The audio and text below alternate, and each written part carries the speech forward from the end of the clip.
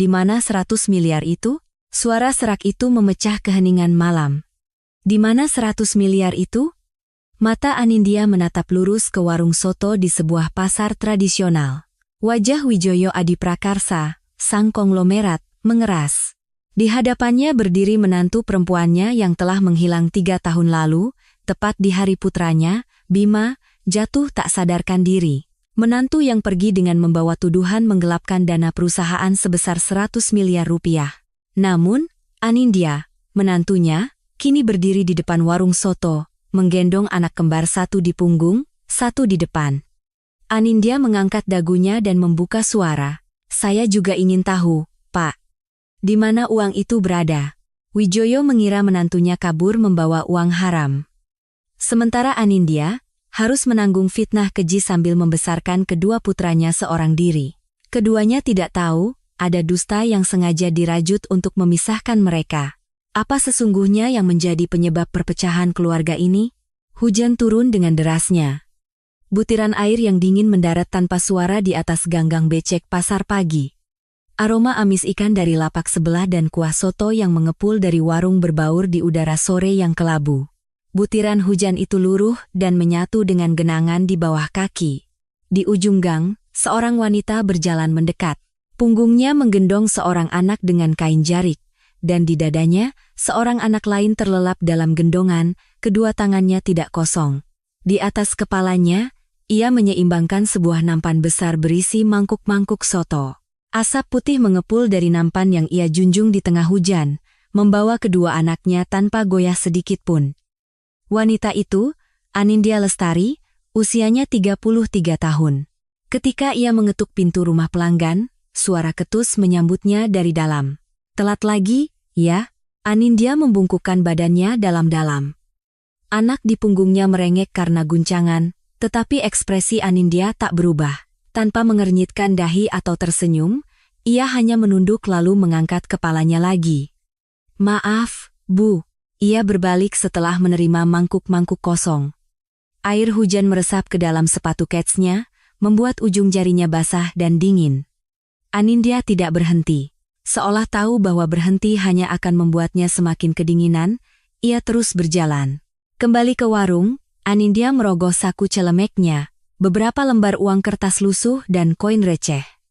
1, 2, tangannya berhenti menghitung. Inhaler untuk Arka, putra sulungnya, isinya hampir habis. Ia harus ke apotek, tetapi uang di tangannya tidak akan cukup. Setelah ragu sejenak, Anindya masuk ke dalam warung dan berdiri di depan Ibu Sumi, pemilik warung yang sudah tua. Ibu Sumi yang sedang mengaduk kuah soto mendongak menatapnya. Bu, boleh saya minta gaji di muka sedikit? Ujung suaranya bergetar. Tanpa banyak bicara, Ibu Sumi mengambil sebuah amplop dari saku celemeknya dan memberikannya pada Anindya.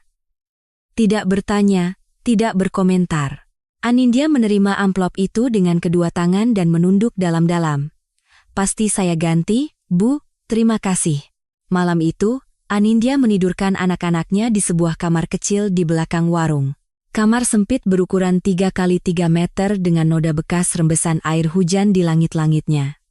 3 tahun lalu, kamar ini adalah satu-satunya tempat yang diberikan Ibu Sumi saat Anindya tak punya tujuan. Ibu Sumi tidak pernah bertanya apapun tentang masa lalunya. Kamu dan anak-anak tinggal di sini saja, hanya itu yang ia katakan. Dengan satu kalimat itu, Anindya bertahan selama 3 tahun. Ia membaringkan Arka dan Arya, lalu menarik selimut tebal hingga ke leher mereka. Si kembar yang berusia 3 tahun itu membuat kamar sempit itu terasa penuh. Anindya meletakkan punggung tangannya di dahi Arka. Demamnya sudah sedikit turun, tetapi setiap kali bernapas, terdengar suara lirih dari dadanya. Anindya duduk di samping mereka, mendengarkan suara napas itu cukup lama. Setelah anak-anaknya terlelap, barulah ia berbaring. Ia menarik selembar selimut tipis untuk menutupi tubuhnya. Udara di kamar itu terasa menusuk tulang. Dari luar, terdengar suara para pedagang menutup lapak dan langkah kaki mereka yang menjauh. Anindya mengeluarkan ponselnya. Ia membuka daftar kontak dan menggulirkannya ke bawah. Sebuah nama yang tak pernah bisa ia hapus selama 3 tahun, Bima Prakoso. Jarinya berhenti di atas nama itu, Sebelum akhirnya ia mematikan layar ponselnya. Kamar itu kembali gelap. Keesokan paginya, pasar kembali ramai seperti biasa. Anindya sibuk mengantar pesanan, sementara para pedagang mulai membuka lapak mereka. Seorang ibu dari warung sebelah bertanya sambil menerima nampan, "Suamimu nggak pernah ada kabar?" Anindya tersenyum. Senyum yang terlatih, hanya dengan sedikit menarik ujung bibirnya. "Dia orang sibuk, Bu." Hanya itu, ibu itu tidak bertanya lagi, dan Anindya tidak memberi penjelasan lebih. Bagi orang-orang pasar, Anindya hanyalah seorang ibu muda yang bekerja keras, membesarkan dua anak seorang diri. Seorang wanita dengan masa lalu, tetapi tak ada yang berani mengusiknya. Fakta bahwa 3 tahun lalu ia adalah menantu keluarga konglomerat tak meninggalkan jejak sedikit pun di pasar ini. Siang harinya, pesanan menumpuk. Masalahnya, Arka dan Arya sedang tidak sehat. Keduanya rewel karena demam, membuat beberapa pelanggan melirik tidak suka. Saat Anindya mencoba menenangkan mereka sambil mencuri pandang ke arah Ibu Sumi, wanita tua itu justru berkata, "Biar anak-anak di sini, Ibu yang jaga." Anindya menggeleng. "Tidak apa-apa, Bu, saya sebentar saja." Ia tersenyum, tetapi tangannya sudah memperbaiki posisi gendongan Arka di punggungnya. Sebelum berangkat, ia mengeluarkan inhaler dari tas. Ia menempelkannya ke mulut Arka dan menepuk-nepuk punggungnya sampai putranya itu bisa bernapas dengan tenang. Setelah napas Arka yang gemetar mulai teratur, barulah ia menggendong Arya di depan. Nampan soto kembali ia seimbangkan di atas kepala. Hujan mulai turun lagi, kali ini lebih lebat. Butiran-butiran air jatuh di atas nampan, bahu Anindya, dan kain gendongan yang melindungi anak-anaknya. Arya yang digendong di depan menengadah, mencoba menangkap rintik hujan dengan tangan mungilnya, sementara Arka membenamkan wajah di punggung ibunya. Punggung Anindya perlahan menghilang di antara ganggang pasar yang basah. Sepulangnya dari mengantar pesanan, dengan nampan kosong di tangan, langkah Anindya terhenti di depan warung. Awalnya ia hampir tidak menyadarinya. Pasar tradisional memang sering dikunjungi orang-orang kaya yang rindu suasana lama. Tapi entah kenapa, kakinya terpaku. Sosok punggung yang sedang menatap papan nama warung itu terasa begitu asing di tengah pasar ini. Mantel kasmir berwarna gelap yang menonjol di bawah lampu neon. Punggung tegap dengan kedua tangan di saku mantel. Para pedagang lain pun ikut melirik. Bahu yang tak bergerak sedikit pun meski basah oleh hujan itu membuat kaki Anindya seolah terpaku di tanah. Saat itu, pria tua itu perlahan berbalik. Mata mereka bertemu. Anindya nyaris menjatuhkan nampan di tangannya. Ia berhasil menahannya, tetapi ujung jarinya terasa kaku dan dingin. Wijoyo Adiprakarsa, pemimpin grup Nusantara, kini berusia 67 tahun. Fisiknya masih tampak kokoh, dan sorot matanya tetap tajam. 3 tahun lalu, saat ia sedang melakukan perjalanan dinas ke luar negeri, ia menerima laporan bahwa menantunya telah kabur membawa dana gelap perusahaan sebesar 100 miliar rupiah. Dan kini, menantunya itu berdiri di hadapannya, di tengah gang pasar yang diguyur hujan, memegang nampan kosong. Keduanya terdiam. Suara pasar tetap riuh. Teriakan penjual ikan, alunan musik dangdut dari pengeras suara, derit roda gerobak penjual tahu. Namun, di antara mereka berdua, semua kebisingan itu terdengar jauh dan samar. Anindya tidak lari. Kakinya gemetar, tetapi ia tetap berdiri di tempatnya. Tiba-tiba, terdengar suara batuk dari punggungnya. "Arka." Anindya segera meletakkan nampan di atas bangku, lalu mengeluarkan inhaler dari tasnya. Ia menempelkan alat itu ke bibir mungil Arka dan mengusap punggung anaknya dengan lembut. 1, 2 kali, napas Arka yang gemetar perlahan kembali teratur. Wijoyo menyaksikan pemandangan itu tanpa kata. Inhaler itu sudah usang. Plastik pada pegangannya sudah aus hingga bagian dalamnya terlihat. Sol sepatu Arka pun sudah menganga di satu sisi. Punggung tangan Anindya tampak kering dan pecah-pecah karena udara dingin. Arya, yang digendong di depan, menatap pria tua asing itu dengan mata berkedip-kedip. Bocah 3 tahun yang hanya bisa menatap bingung di tengah hujan. Pemandangan ini sama sekali tidak cocok dengan citra seorang wanita yang kabur dengan uang 100 miliar. Setelah napas Arka stabil, Anindya perlahan bangkit. matanya kembali bertemu dengan Wijoyo. Ia tidak menghindar. Dengan rahang yang mengeras dan bibir terkatup rapat, ia balas menatap. Hujan terus turun, menciptakan ketegangan di antara mereka. Pandangan Wijoyo beralih dari Anindya ke kedua anak itu, lalu kembali ke bahu Anindya, dan turun hingga ke ujung sepatunya. Bahu yang basah karena hujan, sepatu kets yang menghitam, tangan yang masih menggenggam erat inhaler. Alis Wijoyo bergerak sedikit. Bibirnya terbuka, lalu tertutup, dan terbuka lagi. Apa yang terjadi? Suaranya serak dan pelan. Entah ia bertanya tentang 100 miliar, tentang 3 tahun yang hilang, atau tentang seluruh pemandangan di depannya. Wijoyo sendiri sepertinya tidak tahu apa yang ingin ia tanyakan. Anindya menarik napas dalam-dalam. Ayah. Hanya itu. Tanpa penjelasan, tanpa pembelaan, tanpa air mata.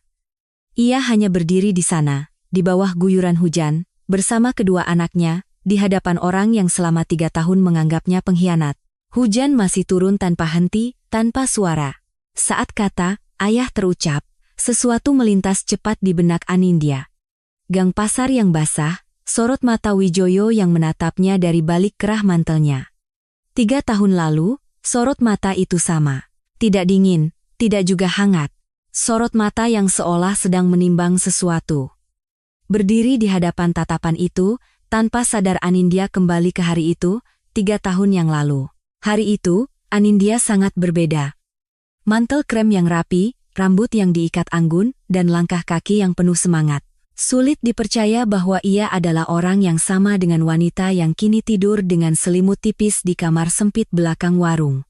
Anindya Lestari tumbuh di panti asuhan. Di usia 18 tahun, ia memulai hidup mandiri, bekerja sambil kuliah, dan di usia 25, ia berhasil lolos seleksi karyawan grup Nusantara. Dengan ketekunannya, ia naik jabatan hingga menjadi manajer tim. Di sanalah ia bertemu Bima Prakoso, wakil direktur utama.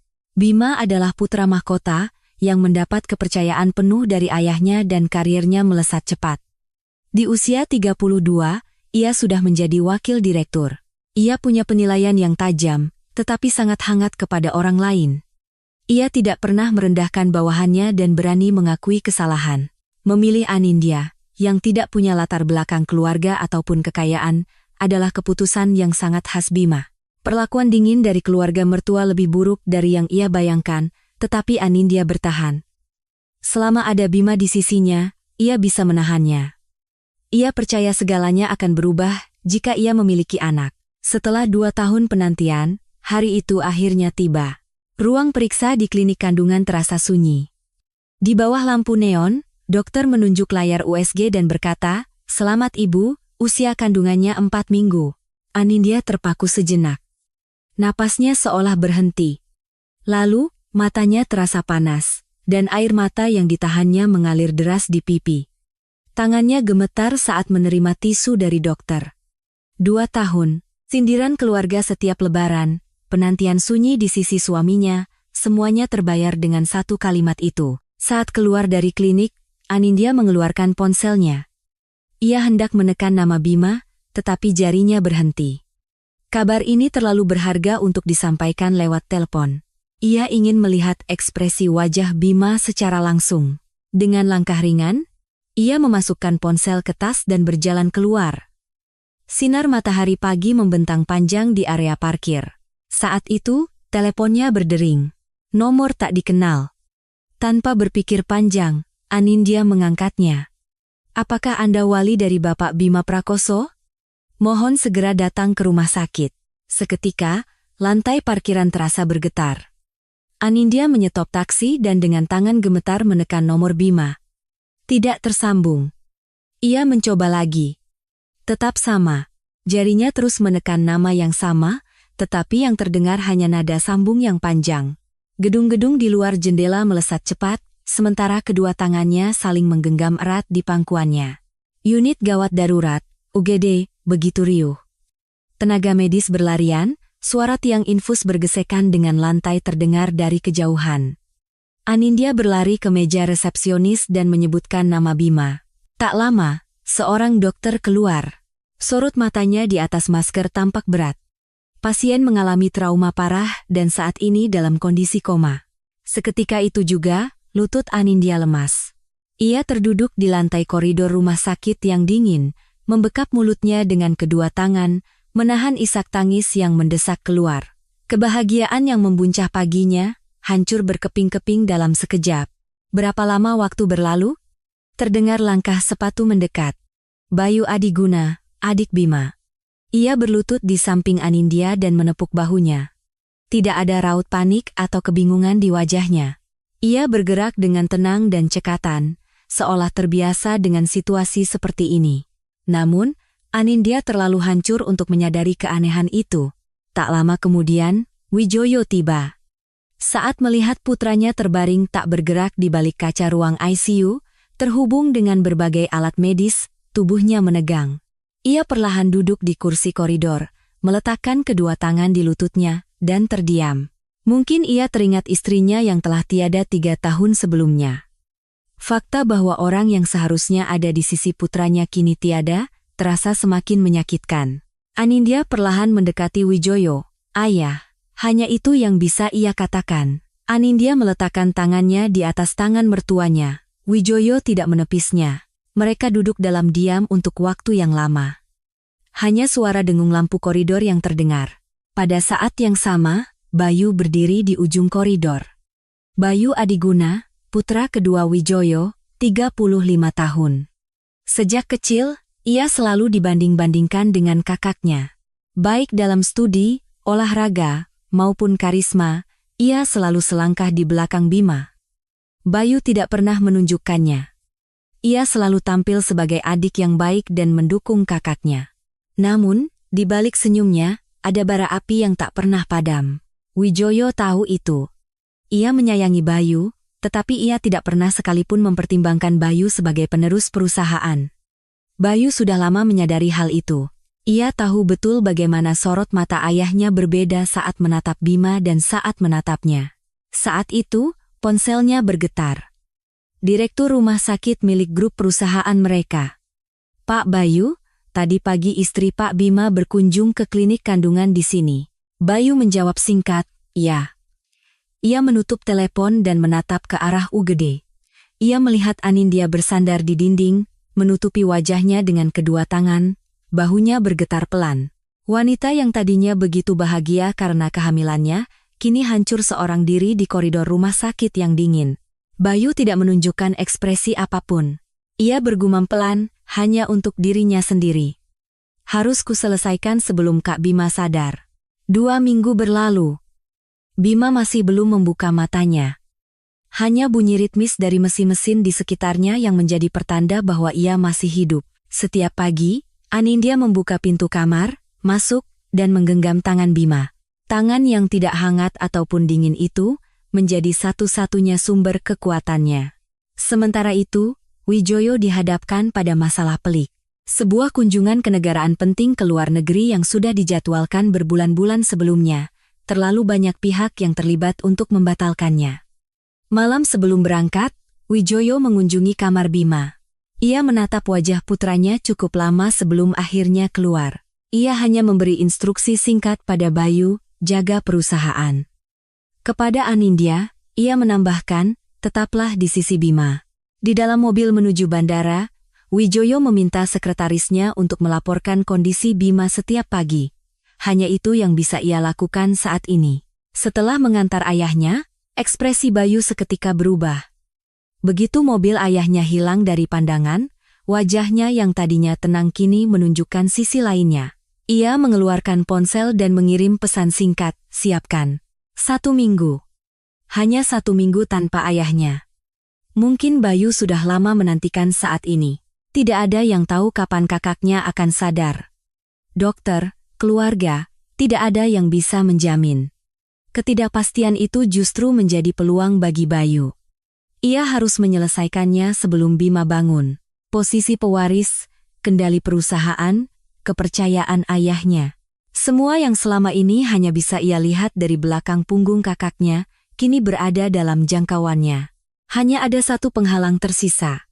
Anindya, wanita yang sedang mengandung anak kakaknya. Jika anak itu lahir, Semuanya akan berakhir.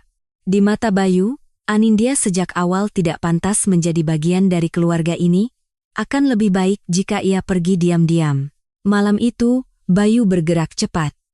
Ia memanggil orang kepercayaannya yang sudah lama ia tempatkan di perusahaan. Instruksinya singkat, dapatkan akses ke rekening atas nama Anindya dan gunakan nomor induk pegawainya. Kepala tim IT perusahaan sudah lama menjadi orangnya. Log akses server dimanipulasi, tanda tangan Anindya dipalsukan pada dokumen persetujuan internal. Sebagian dari dana gelap perusahaan sebesar 100 miliar rupiah dialihkan melalui rekening Anindya selama 1 jam, sebelum akhirnya ditransfer ke sebuah perusahaan cangkang di luar negeri. Bahkan rekaman CCTV yang menunjukkan pergerakan Anindya di rumah sakit pun diedit. Seluruh bukti dirancang untuk menunjuk pada satu orang, Anindya Lestari, sempurna, tanpa celah. 3 hari kemudian, Bayu memanggil Anindya ke sebuah ruang rapat di rumah sakit. Ruangan sempit tanpa jendela, hanya diterangi lampu neon yang dingin. Saat Anindya masuk, Bayu sudah duduk di sana, merapikan beberapa dokumen. Setelah Anindya duduk, Bayu perlahan mendorong tumpukan kertas itu ke arahnya. "Mbak Anin, kami menemukan transaksi dana yang aneh dari rekening Mbak. Apa Mbak tahu soal ini?" Anindya mengerutkan kening dan mengambil dokumen itu. Saat angka-angka itu tertangkap matanya, ujung jarinya menegang. 100 miliar rupiah. "Apa ini? Saya tidak tahu apa-apa." Bayu mengangguk pelan, seolah sudah menduga jawaban itu. "Ini kasus penggelapan dana dengan pemberatan, hukumannya penjara." Kalimatnya singkat dan dingin. Kertas di tangan Anindya berdesir. Nomor induk pegawainya, nomor rekeningnya, tanda tangannya, semuanya cocok. Anindya tidak percaya dengan apa yang ia lihat, tetapi angka dan nama di atas kertas itu begitu nyata. Ia mencoba mencari celah, tetapi dari sudut manapun ia melihat, ia telah dijebak sebagai pelaku penggelapan 100 miliar. Sempurna. Terlalu sempurna, hingga membuatnya merinding. "Bukan saya yang melakukannya. Ini rekayasa." Bayu tidak bergeming. "Siapa yang akan percaya?" Anindya berkata ia akan menyewa pengacara. Bayu terdiam sejenak, lalu berkata perlahan, "Silakan. Tapi kalau sudah masuk penyelidikan, Mbak akan ditahan di rutan." Entah berapa lama. Bersamaan dengan itu, pandangan Bayu turun ke arah perut Anindya. Tanpa sadar, Anindya memeluk perutnya. "Saya dengar Mbak sedang hamil muda. Apa Mbak bisa menjaga bayi itu di dalam penjara?" Anindya mencengkeram pegangan kursi. Ujung jarinya memutih, tetapi tak ada kata yang bisa keluar. Ini adalah jebakan yang dirancang dengan sangat rapi, dan ia tidak bisa berbuat apa-apa. Bayu merapikan dokumennya dan bangkit berdiri. "Jika Mbak menghilang diam-diam, kasus ini akan kami selesaikan secara internal. Waktu Mbak untuk memutuskan adalah 48 jam. Pintu tertutup. Anindya sendirian di ruang rapat. Hanya suara dengung lampu neon yang mengisi keheningan. Ia terpaku di kursinya untuk waktu yang lama, sebelum akhirnya perlahan berjalan menuju kamar Bima. Saat ia membuka pintu, suara mesin kembali menyambutnya. Anindya menggenggam tangan Bima dengan kedua tangannya dan duduk di sampingnya. "Kalau saja kamu ada di sini, kalau saja kamu ada, mereka tidak akan berani melakukan ini." Suaranya bergetar, matanya memanas, dan air mata jatuh ke punggung tangan Bima. Bima tidak merespons. Anindya menunduk, menyandarkan dahinya di punggung tangan suaminya. Setelah beberapa saat, ia mengangkat kepalanya dan meletakkan tangan di perutnya. "Ibu akan melindungimu." Kata-kata itu menjadi sumpahnya. Dini hari. Kamar rumah sakit begitu sunyi. Hanya suara mesin dan napas teratur Bima. Anindya mendekati ranjang dan menggenggam tangan suaminya. Tidak dingin. Tangan orang yang masih hidup. "Kamu harus sadar, ya. Jangan tunggu aku." "Sadar saja."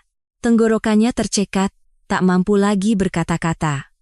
Anindya meletakkan tangan Bima dengan lembut dan bangkit. Ia menutup pintu kamar dan berdiri di koridor. Ia ingin menoleh ke belakang, tetapi ia menahannya. Selangkah demi selangkah, ia berjalan menuju ujung koridor. Dari sana, ia kembali ke rumah megah mereka. Ia berdiri termangu di depan ruang ganti. Pakaian yang tergantung, barang-barang yang tersusun rapi di laci. Semua adalah jejak 2 tahun kebersamaan mereka.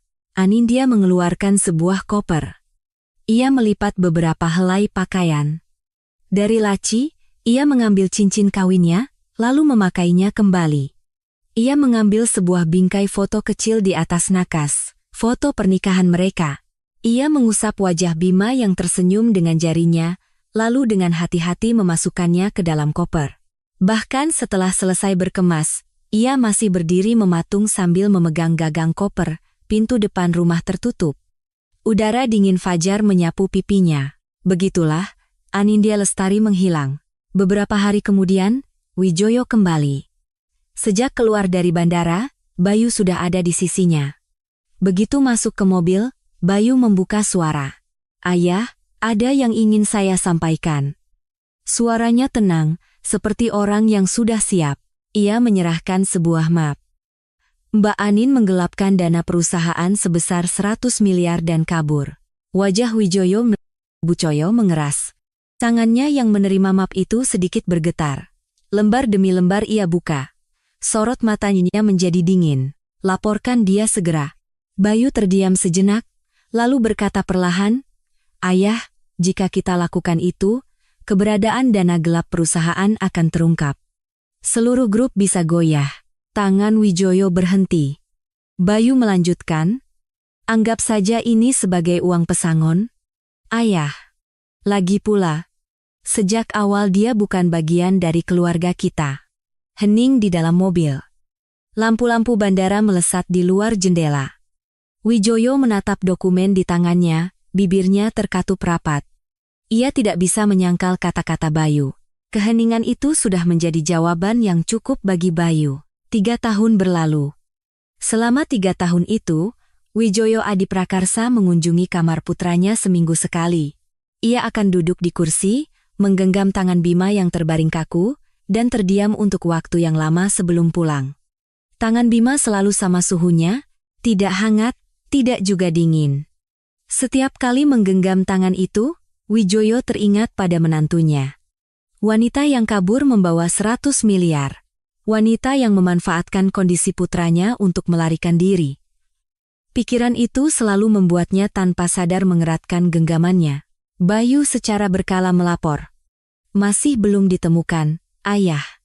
Selalu jawaban yang sama. Wijoyo pernah berniat untuk mencarinya sendiri, tetapi Bayu dengan halus mencegahnya. Ia berkata bahwa menemukannya hanya akan membongkar skandal dana gelap dan membawa kerugian lebih besar bagi perusahaan. Wijoyo hanya bisa mengepalkan tangan, lalu melepaskannya. 3 tahun yang dipenuhi amarah dan kepasrahan. Selama 3 tahun itu, Bayu dengan tenang namun rapi memastikan agar pandangan ayahnya tidak pernah sampai pada kebenaran. Hari itu, Wijoyo kembali mengunjungi rumah sakit.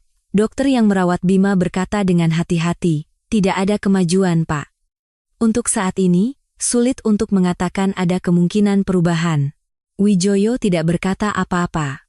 Setelah dokter pergi, ia menatap wajah putranya cukup lama. Wajah yang sama persis seperti 3 tahun lalu. Hanya terpejam sambil bernapas. Tangan Wijoyo perlahan turun ke atas selimut Bima, ujung jarinya bergetar. Langkahnya terasa berat saat meninggalkan rumah sakit. 3 tahun. 3 tahun ia bertahan dengan keyakinan bahwa putranya akan sadar. Namun, kata-kata dokter hari ini menggoyahkan fondasi keyakinan itu. Saat hendak membuka pintu mobil, Wijoyo berhenti. Hari ini, ia tidak ingin langsung pulang ke rumahnya yang besar dan sepi. "Kita ke daerah kota tua," katanya pelan pada sopirnya. Sopir itu mengangguk tanpa kata. Saat mobil meninggalkan jalan raya dan masuk ke ganggang sempit, Wijoyo menatap keluar jendela. Papan-papan nama yang usang, ganggang kecil, para pedagang yang berjualan di tengah hujan. Puluhan tahun lalu, ia pernah berjalan di jalanan ini dengan tangan kosong. Mobil berhenti di awal gang. Wijoyo turun. "Kamu pulang duluan saja." Ia berjalan sendirian. Hujan turun rintik-rintik. Kakinya secara alami membawanya ke dalam pasar. Papan nama warung soto dengan tulisan legendaris sejak 1970, aroma jagung bakar, dan wangi kuah soto. Dulu, Saat usahanya sedang sulit, semangkuk soto adalah satu-satunya makanannya seharian. Langkah Wijoyo terhenti di depan warung soto itu. Saat ia sedang menatap papan nama warung, dari kejauhan ia melihat seseorang berjalan mendekat, seorang wanita. Di tengah hujan, ia menggendong dua anak sambil menjunjung nampan di kepalanya. Wanita yang langkahnya tetap tegap, meski harus menenangkan anaknya yang ingusan. Pandangan Wijoyo tanpa sengaja terpaku pada sosok itu. Semakin dekat, wajah anak-anak itu terlihat, anak yang membenamkan wajah di punggung ibunya, dan anak yang menatap pria tua asing di depannya. Tiba-tiba, dada Wijoyo terasa sesak tanpa alasan. Kakinya seolah terpaku. Saat itulah, wanita itu mengangkat kepalanya. Mata mereka bertemu. Keduanya membeku, sesuatu melintas di benak Wijoyo seperti kilat. Anindya Lestari. Wanita yang pernah ia panggil menantu. Wanita yang ia yakini kabur dengan 100 miliar saat putranya tak sadarkan diri, kini berdiri di gang pasar yang basah, menggendong dua anak. Wanita yang tak terlacak selama 3 tahun, tiba-tiba muncul di hadapannya. Saat itu, anak di punggungnya batuk. Anindya segera meletakkan nampan di bangku, dan dari sakunya ia mengeluarkan inhaler usang. Ia menempelkannya ke mulut Arka dan mengusap punggungnya. Sol sepatu anak itu menganga, jaket tipisnya sudah pudar warnanya karena terlalu sering dicuci. Wijoyo menyaksikan semuanya dalam diam. 3 tahun kehidupan seorang wanita yang kabur dengan 100 miliar kini terpampang di depannya. Setelah napas Arka tenang, Anindya bangkit dan kembali menatap Wijoyo. Ia tidak menghindar. Dengan rahang mengeras dan bibir terkatup rapat, ia balas menatap. Hujan masih turun. Suara riuh pasar terdengar jauh di antara mereka. Pandangan Wijoyo beralih dari Anindya ke kedua anak itu, lalu ke celemeknya yang lusuh, tangannya yang kasar, dan sepatunya yang basah. Setelah keheningan yang panjang, Wijoyo bertanya pelan. Di mana 100 miliar itu? Anindya tidak menunduk. Ia menatap lurus dan menjawab. Saya juga ingin tahu, Pak, di mana uang itu berada. Alis Wijoyo bergerak tipis. Kamu pikir ucapanmu itu masuk akal? Ya. Suara Anindya tidak goyah. Karena saya tidak mengambil sepeser pun. Hening. Pandangan Wijoyo kembali tertuju pada anak-anak itu. 3 tahun. Anak-anak yang lahir di musim hujan setelah kecelakaan itu. Tanpa perlu dijelaskan, ia bisa menghitungnya. Saat perhitungan itu selesai, sesuatu di dalam dada Wijoyo mulai retak. Anak-anak itu. Kalimatnya terhenti. Ekspresi Wijoyo yang kaku untuk pertama kalinya menunjukkan celah. Ia terdiam sejenak sebelum bertanya lagi. Mereka anak Bima? Anindya tidak ragu. Iya, satu kata singkat, tetapi di dalamnya terkandung beban 3 tahun. Mereka berdiri dalam diam. Hujan terus turun. Suara pasar seolah mengalir melewati mereka. Wijoyo akhirnya membuka suara. Kita bicara di dalam. Sore itu, warung soto belum terlalu ramai. Ibu Sumi, sang pemilik, dengan tanggap memberi mereka tempat duduk di pojok. Anindya memangku Arka. Pipi anaknya, yang masih hangat bersandar di bahunya. Arya duduk di kursi sebelah, menatap Wijoyo dengan penasaran. Wijoyo membalas tatapan itu sejenak sebelum kembali menatap Anindya. Keheningan menyelimuti mereka, sampai akhirnya Anindya yang pertama bicara. Bagaimana keadaan Mas Bima sekarang? Tangan Wijoyo yang hendak mengambil gelas berhenti di atas meja. Pertanyaan yang tak terduga. Bukan tentang 100 miliar. Bukan tentang dirinya, tetapi tentang keadaan suaminya. Wijoyo menatap Anindya sejenak. Sama seperti 3 tahun lalu. Tidak ada kemajuan. Mata Anindya bergetar. Genggamannya pada Arka mengerat. Tapi ia tidak menangis. Ia hanya menggigit bibirnya, lalu mengangguk. 3 tahun ia bertahan dengan keyakinan bahwa suaminya akan baik-baik saja. 3 tahun ia lalui hari demi hari dengan percaya, Bima akan sadar suatu saat nanti. Kini, betapa besar harapannya itu terpancar dari wajahnya yang tegar. Wijoyo menyaksikan semua itu dalam diam. Pernikahan itu memang tidak ia restui sepenuhnya. Saat putranya membawa pulang wanita tanpa latar belakang keluarga, Wijoyo tidak menunjukkannya, tetapi hatinya tidak tenang. Namun Anindya berbeda. Ia tidak goyah meski diperlakukan dingin, dan dengan setia mendampingi Bima. Ia juga seorang pekerja yang diakui di perusahaan. Diam-diam, Wijoyo menghormati menantunya itu. Menantu yang seperti itu. Lalu ia menerima laporan bahwa wanita itu kabur dengan 100 miliar. Ia hanya percaya pada laporan Bayu dan membencinya selama 3 tahun. Karena pernah menghormatinya, rasa dikhianati itu terasa lebih dalam. Lalu kenapa kamu pergi? Tanya Wijoyo pelan. Kalau kamu punya anak, seharusnya kamu lebih kuat bertahan. Anindya menunduk sejenak, lalu mengangkat kepalanya. Saat itu, saya tidak punya pilihan untuk bertahan. Saat itu, Arya menarik ingusnya. Pandangan Wijoyo beralih pada anak itu. Anak-anak sakit? Hanya demam, Pak. Tidak apa-apa. Sementara Anindya menjawab singkat, Wijoyo menatap kedua anak itu. Arka, dalam pelukan ibunya, melirik ke arah Wijoyo. Saat mata mereka bertemu, ia malu-malu memalingkan wajah. Momen itu. Sudut mata saat tersenyum, ujung bibir yang sedikit terangkat. Jantung Wijoyo serasa mencelos. Bima. Wajah anak itu sangat mirip dengan Bima saat masih kecil.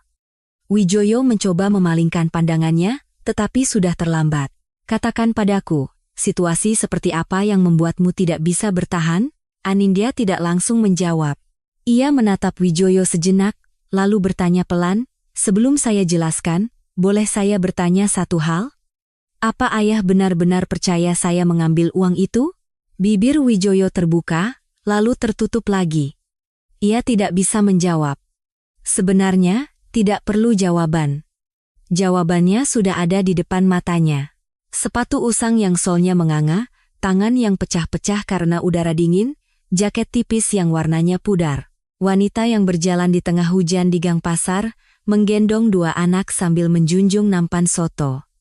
Kehidupan 3 tahun seorang buronan 100 miliar, tidak mungkin seperti itu. Untuk pertama kalinya, Wijoyo goyah. Keyakinan yang ia pegang tanpa ragu selama 3 tahun, kini mulai runtuh satu persatu. Keheningan itu sudah menjadi jawaban bagi Anindya. Ia tidak bertanya lebih jauh. Sebaliknya, ia perlahan mulai bercerita. Hari itu, seseorang menemui saya. Dia membawa dokumen dengan rekening atas nama saya, nomor induk pegawai saya, dan tanda tangan saya. Dia bilang ini kasus penggelapan dengan pemberatan. Hukuman penjara, kalau diselidiki, saya akan ditahan di rutan. Alis Wijoyo bergerak tipis. Dan dia tahu saya sedang hamil. Wajah Wijoyo mengeras. Dia tahu kamu hamil? Anindya mengangguk. Ia tidak berkata lebih banyak, membiarkan Wijoyo menyimpulkan sendiri. Di dalam kepala Wijoyo, kepingan-kepingan teka-teki mulai tersusun. Waktu pelaporan Bayu, dokumen yang terlalu sempurna. Dan bagaimana Bayu selama 3 tahun selalu menghalanginya dengan alasan melindungi perusahaan dari skandal dana gelap. Semakin banyak kepingan yang terpasang, kedua tangan Wijoyo di atas meja perlahan mengepal. Untuk melindungi anak saya tidak punya pilihan lain. Saya benar-benar tidak bisa berbuat apa-apa. Saat Anindya selesai bicara, Wijoyo bertanya dengan suara rendah, apa Bayu yang membawa dokumen itu? Nama Bayu keluar dari mulut Wijoyo sendiri. Anindya tidak menjawab, tetapi ia juga tidak memalingkan pandangannya. Ia menatap lurus ke mata Wijoyo. Dalam keheningan itu, Wijoyo membaca segalanya. Ia tahu arti dari keheningan seseorang yang tidak menghindari tatapan. Kamu kabur? Suara Wijoyo terdengar berat. Saya tidak kabur, Pak. Saya terusir. Suara Anindya tetap tegar sampai akhir. Wijoyo perlahan bangkit dan berjalan keluar warung. Anindya mengikutinya sambil menggendong anak-anak. Wijoyo berdiri membelakangi Anindya, bahunya yang lebar sedikit bergetar. Ia mengusap matanya dengan punggung tangan. Konglomerat berusia 67 tahun itu menelan kepahitannya sendirian di depan warung soto di sebuah pasar tradisional. Saat itu, Arya berjalan tertatih dan memegang ujung celana Wijoyo. Ia menatap dengan mata bulatnya yang jernih. Tubuh Wijoyo menegang. Ia ingin berlutut, tetapi ia takut akan runtuh jika melakukannya. Ia hanya berdiri di sana, mengepalkan kedua tangannya. Setelah beberapa saat, Wijoyo perlahan berbalik. Aku yang salah. Suaranya serak. Anindya tidak berkata apa-apa. Keheningan itu adalah beban dari 3 tahun yang hilang. Pandangan Wijoyo menerawang. Ia bergumam, seolah pada dirinya sendiri. Posisi Bima. Selama 3 tahun ini tidak pernah kuganti. Aku tidak tega. Mata Anindya memanas. Ia menahan air mata yang mendesak keluar, menggigit bibirnya kuat-kuat. Fakta bahwa Wijoyo telah menjaga posisi putranya selama 3 tahun, terasa begitu menusuk hatinya. Mereka terdiam untuk waktu yang lama. Hujan turun. Arka dan Arya mengulurkan tangan, mencoba menangkap rintik hujan. Anak-anak 3 tahun yang tidak tahu apa-apa. Wijoyo menatap mereka, lalu berkata perlahan, "Tunggu, ada beberapa hal yang harus aku pastikan." Anindya mengangkat kepalanya. "Saya sudah menunggu selama 3 tahun. Menunggu lebih lama lagi bukan hal yang sulit." Wijoyo menatap kedua anak itu sekali lagi. Arya terhuyung saat mencoba menangkap rintik hujan. Arka di sebelahnya segera memegang lengan adiknya. Bibir Wijoyo bergetar sesaat, lalu terkatup rapat. Ia berbalik. Begitu masuk mobil, Wijoyo mengeluarkan ponselnya. Selidiki pergerakan Bayu Adiguna selama 3 tahun terakhir. Semuanya. Ia menutup telepon dengan tenang dan menatap keluar jendela. Punggung Anindya yang berdiri di tengah hujan bersama kedua anaknya terlihat. Mobil perlahan bergerak. Wijoyo tidak pernah melepaskan pandangannya dari mereka. Selama mobil menjauhi pasar, Wijoyo tidak bergerak, matanya terus tertuju keluar jendela. Punggung Anindya dan kedua anaknya di tengah gang yang basah tak mau hilang dari pandangannya. Sepatu usang, tangan kasar, celemek lusuh. 3 tahun kehidupan seorang buronan 100 miliar tidak mungkin seperti itu. Wijoyo menggertakkan giginya. Dana gelap. Uang yang jika terungkap akan mengguncang seluruh perusahaannya. Ia tidak bisa meminta penyelidikan dari luar, tidak bisa bergerak secara resmi. Karena dana gelap itu, pada akhirnya, adalah ciptaannya sendiri. Wijoyo bersandar di jendela mobil dan bergumam, uang haram yang kuciptakan membawa malapetaka. Keesokan paginya, Wijoyo menelepon sebuah nomor lama. Seseorang mantan penyelidik khusus yang kini bekerja tanpa meninggalkan jejak. Pertemuan mereka singkat, tanpa kontrak, tanpa catatan. Wijoyo hanya berkata satu hal, "Bawakan aku hasilnya, aku tidak akan bertanya prosesnya." Penyelidikan dimulai diam-diam. Petunjuk pertama datang dari aliran dana. Seminggu setelah kecelakaan Bima, 100 miliar rupiah masuk ke rekening Anindya, dan tepat 1 jam kemudian ditransfer ke sebuah perusahaan di luar negeri. Namun, ada satu bagian krusial. Saat transfer itu terjadi, Anindya berada di dalam kamar rumah sakit. Catatan keluar masuk rumah sakit membuktikannya. Ia tidak mungkin berada di 2 tempat pada waktu yang sama. Petunjuk kedua datang dari log akses. Setelah dilacak, lokasi akses persetujuan berasal dari ruang server kantor pusat Hotel Nusantara. Pengunjung pada jam tersebut hanya 1 orang, Bayu Adiguna. Nomor induk pegawai yang digunakan adalah milik Bima, tetapi lokasi akses dan data pergerakan di gedung cocok persis dengan milik Bayu. Tangan Wijoyo gemetar saat menerima laporan itu. Ia menutupnya, lalu membukanya lagi. Angka, waktu, dan lokasi, semuanya akurat. Beberapa hari setelah penyelidikan dimulai, pergerakan aneh terdeteksi. Jejak penghapusan otomatis sebagian log server. Seseorang telah menyadari adanya penyelidikan dan mulai menghapus bukti. Keyakinan bahwa ada orang dalam yang terlibat semakin kuat. Penyelidikan dipercepat. Riwayat panggilan antara direktur rumah sakit dan Bayu juga terungkap. Sehari sebelum kecelakaan, mereka berbicara selama 47 menit. Di hari kecelakaan, ada 3 panggilan lagi. Bagaimana Bayu bisa tahu tentang kehamilan Anindya? Jalurnya kini terlihat jelas. Direktur rumah sakit yang lebih dulu menghubungi Bayu. Wijoyo membaca laporan itu tanpa bergerak sedikit pun. Hasil pelacakan perusahaan di luar negeri juga tiba. Ditemukan jejak aliran dana berulang ke perusahaan yang sama. Pemilik sebenarnya dari perusahaan itu adalah orang kepercayaan Bayu. Struktur bagaimana 100 miliar itu melewati rekening Anindya dan berakhir di tangan Bayu kini lengkap. Wijoyo menutup laporan itu. Ia duduk terdiam untuk waktu yang lama. Lalu ia teringat pada cucu-cucunya. Si kembar yang lahir di tahun kecelakaan itu. Semakin ia menghitung, waktunya semakin pas. Namun, Wijoyo bukan orang yang bergerak hanya berdasarkan perhitungan. Hari pertama ia bertemu mereka di pasar, saat Arka batuk dan menunduk, Wijoyo secara alami mengeluarkan sapu tangan dan merapikan kerah baju anak itu. Dalam momen singkat itu, ia diam-diam mengambil sehelai rambut yang menempel di sapu tangan dan memasukkannya ke saku. Puluhan tahun di posisi puncak telah menempanya. Kemampuan membaca orang, insting membaca situasi, dan naluri untuk mengamankan bukti di saat genting. Semua itu telah terukir dalam dirinya. Anindya tidak menyadarinya. Proses mencocokkan sampel darah Bima yang tersimpan dengan rambut anak-anak itu memakan waktu beberapa hari. Selama menunggu, Wijoyo tidak bisa tidur. Pukul 2:03 pagi, ia hanya menatap langit-langit, bangun untuk minum, lalu kembali berbaring. 3 tahun terakhir berputar di kepalanya. Posisi Bima yang kosong, kebenciannya pada Anindya, dan bagaimana ia menerima laporan Bayu tanpa ragu. Hasilnya tiba 3 hari kemudian, tingkat kecocokan, 99%. Kertas itu jatuh dari tangan Wijoyo. Ia ingin mengambilnya, tetapi tangannya tidak bergerak. Ia hanya membeku di tempatnya.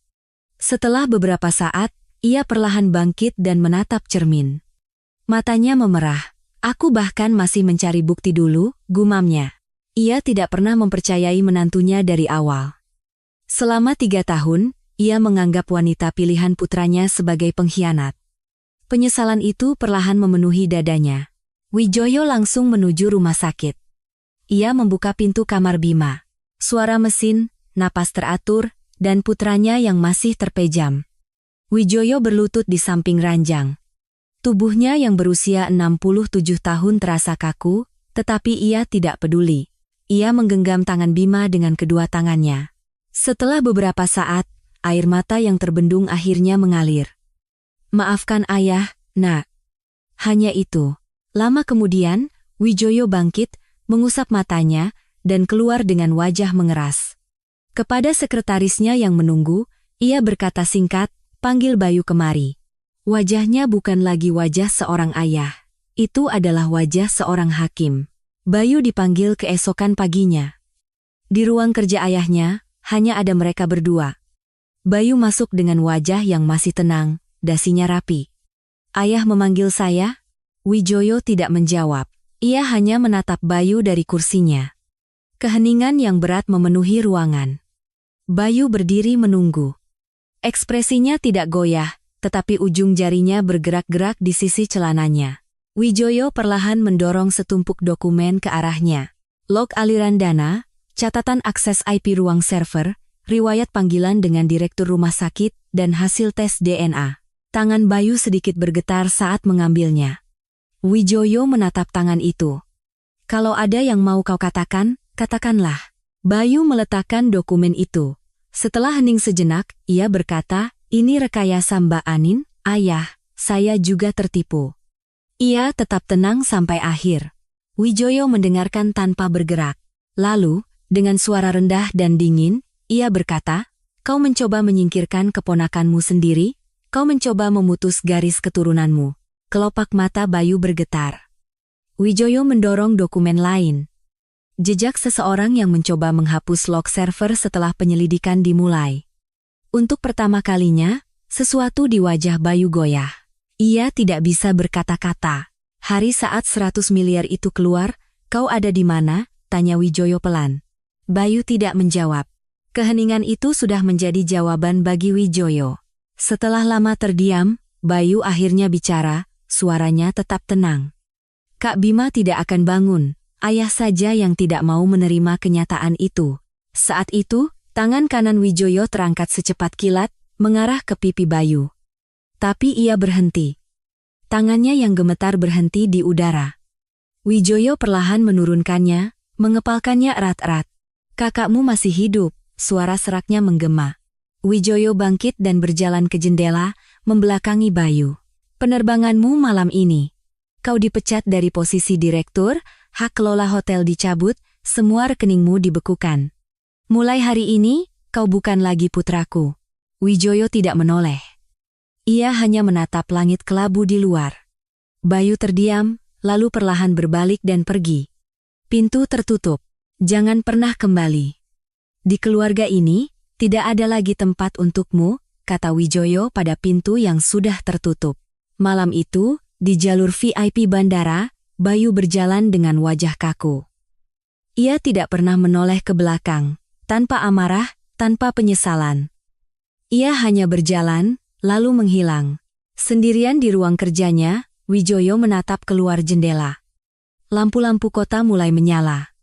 Ia tidak bergerak, hanya ditemani suara detak jam. Setelah lama, ia bergumam, "Aku telah membesarkan monster." Wijoyo mengangkat telepon dan memberi instruksi pada sekretarisnya. Bawa Anindya Lestari ke rumah sakit. Lalu ia bangkit, mengenakan mantelnya, dan pergi menuju rumah sakit. Ia membuka pintu kamar Bima, duduk di sampingnya, dan menggenggam tangan putranya. Semuanya sudah berakhir, nak. Sore itu, Anindya menerima telepon. Dengan menggandeng tangan Arka dan Arya, ia menuju rumah sakit dengan langkah berat. Ia tidak tahu apa yang akan ia dengar. Di depan pintu kamar Bima, langkahnya terhenti. 3 tahun. 3 tahun sejak terakhir kali ia berdiri di depan pintu ini. Ia menarik napas dalam-dalam, lalu mendorong pintu. Ruangan itu sunyi. Suara mesin dan napas Bima yang teratur. Pemandangan yang sama seperti 3 tahun lalu. Anindya perlahan mendekati ranjang. Arka dan Arya, karena merasa asing, menggenggam tangan ibu mereka erat-erat. Anindya meletakkan tangannya di atas tangan Bima. Hangat, suhu yang sama seperti 3 tahun lalu. "Kami datang, Mas." Ucapnya pelan, nyaris berbisik. Arya berjinjit, mencoba mengintip ke ranjang. Wajah asing yang terpejam. "Papa," panggilnya lirih. Tidak ada jawaban. Arka juga memegang pagar ranjang, menatap ayahnya. Anindya memeluk bahu Arka, hanya berdiri di sana bersama mereka. Beberapa saat kemudian, ujung jari Bima bergerak sedikit. Di bawah tangan Anindya, jarinya bergetar pelan. Anindya menahan napas. Tenaga medis memeriksa monitor. Detak jantungnya meningkat. Seorang perawat memanggil tim medis lain. Ruangan menjadi tegang. Anindya tidak melepaskan genggamannya. "Mas bisa merasakannya. Kami di sini." Suaranya bergetar, tetapi tangannya tidak. Ia terus menggenggam tangan Bima. Di koridor, Wijoyo menyaksikan semua itu dari balik kaca. Ia melihat Anindya menunduk, kedua anaknya berdiri di samping ranjang. Tangannya di bingkai jendela perlahan mengepal. Ia mengusap matanya sekali. Dokter keluar ke koridor.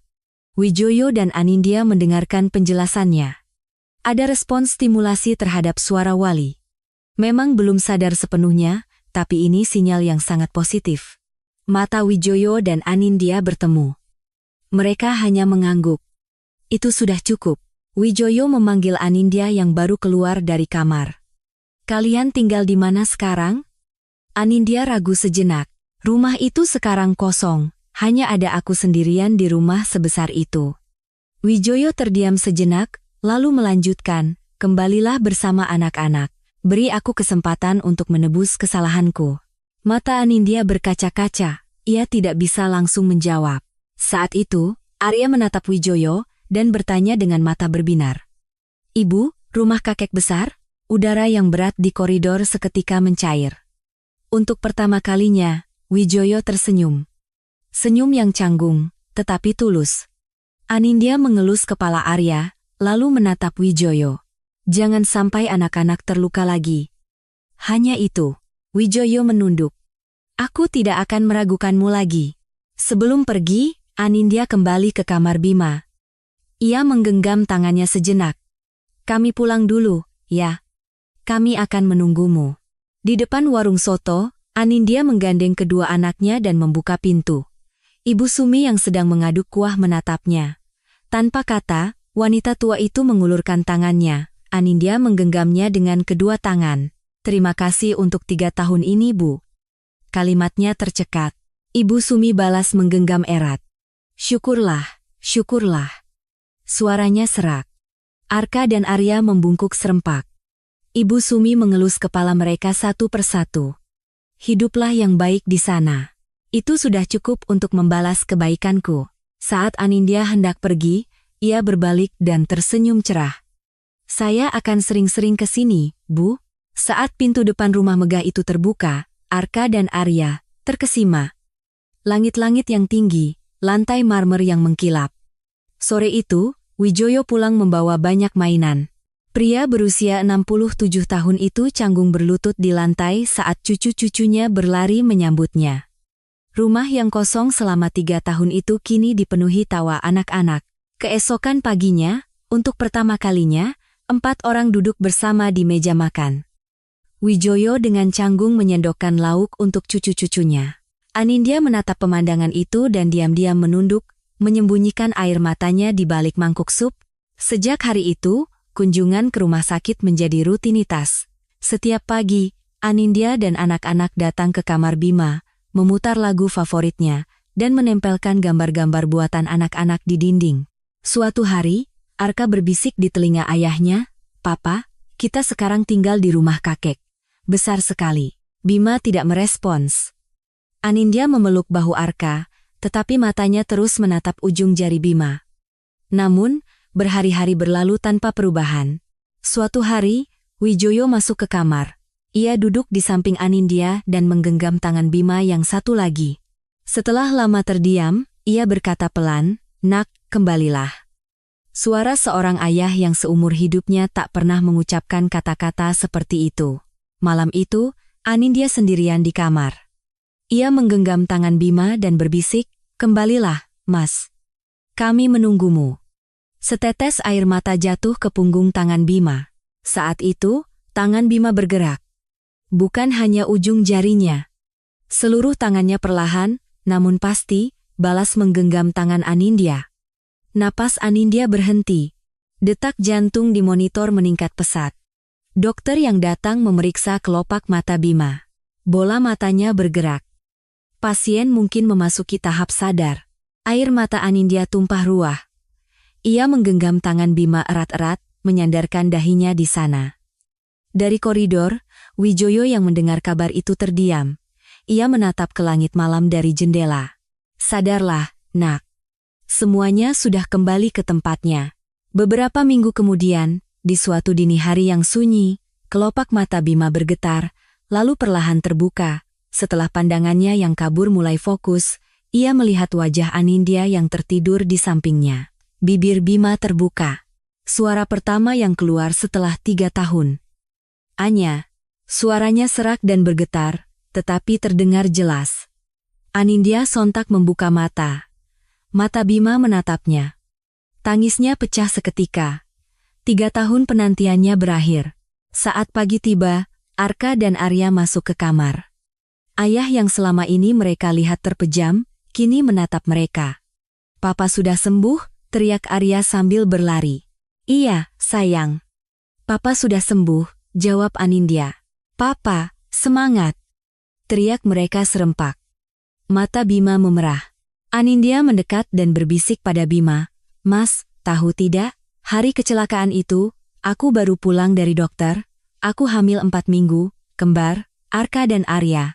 Mirip sekali denganmu, kan?" Bima tidak bisa bicara. Ia hanya mengangguk perlahan. Air mata mengalir dari sudut matanya. Tangannya menggenggam tangan Anindya erat-erat. Genggaman tangan dan anggukan itu sudah cukup mewakili segalanya. Pagi itu, Wijoyo datang dan mengakui semuanya pada Bima. Tentang rencana jahat Bayu, fitnah yang menimpa Anindya, dan bagaimana ia dibutakan selama 3 tahun. Bima mendengarkan dengan wajah mengeras, tangannya tak pernah lepas dari genggaman Anindya.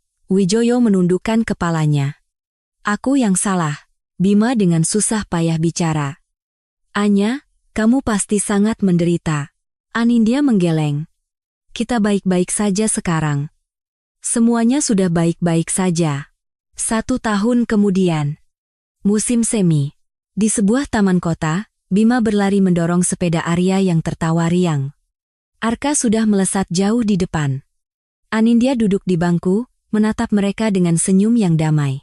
wajah yang tak pernah ia tunjukkan selama 3 tahun. Hari konferensi pers kembalinya Bima sebagai wakil direktur utama grup Nusantara. Ia berdiri di podium, di sampingnya ada Anindya, dan di kedua sisi mereka, Arka dan Arya menggenggam tangan orang tua mereka. Wijoyo menyaksikan dari belakang panggung, tanpa kata. Beberapa hari kemudian, 5 orang duduk di meja makan. Suara celoteh anak-anak memenuhi ruangan. Wijoyo melihat sekeliling meja dan berkata pelan, "Sekarang, rumah ini baru terasa seperti rumah." Setelah makan, mereka berfoto bersama. Di bingkai yang lama kosong, kini tergantung foto 5 orang yang tersenyum. Saat senja tiba, mereka berjalan-jalan di taman belakang rumah. Langit berwarna jingga kemerahan. Arka dan Arya berlarian di atas rumput. Bima dan Anindya berjalan bergandengan tangan di belakang mereka. "Anya, aku mencintaimu," kata Bima. Anindya menggeleng. "Tidak, aku yang lebih mencintaimu." "Bukan, aku yang lebih." Mereka terus berjalan sambil bertukar kata cinta. Sinar senja menyinari bahu mereka. Suara tawa anak-anak menggema di taman. Wijoyo berdiri di belakang, menatap mereka dari kejauhan. Senyum tipis terukir di wajahnya. Kebenaran mungkin datang terlambat, tetapi pada akhirnya, cinta menemukan jalan pulangnya.